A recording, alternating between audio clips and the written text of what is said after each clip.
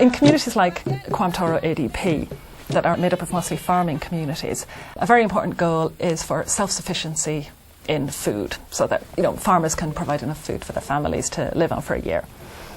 But apart from food and maybe milk from animals, there are other needs that every family has, and there are always going to be things that you have to buy and you have to find cash in order to be able to provide them. So what the ADP has been doing is supporting people in initiatives for very small scale businesses. The kind of businesses that the ADP supports are really kind of indigenous economic activities.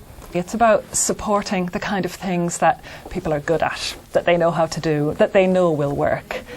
So the kind of things that work for people are making honey. This is a big honey producing area, and people have used kind of traditional honey making methods for a long time, and they can make quite a nice income from that.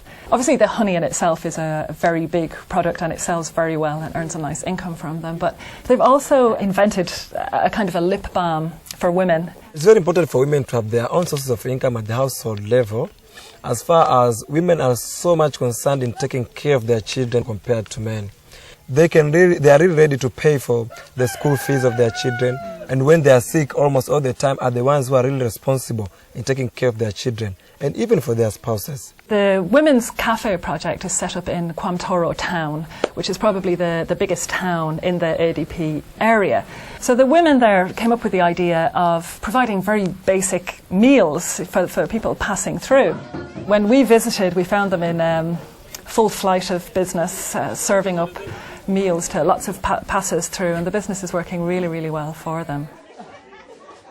Women are very vulnerable in the Kwamtoro ADP area. It's very important for them to have independent income, if you like. If a woman becomes widowed, often she's not guaranteed to be able to keep the farm. Sometimes that might go back to the husband's family, so she can sometimes lose her entire means of living and not have a way of keeping her family.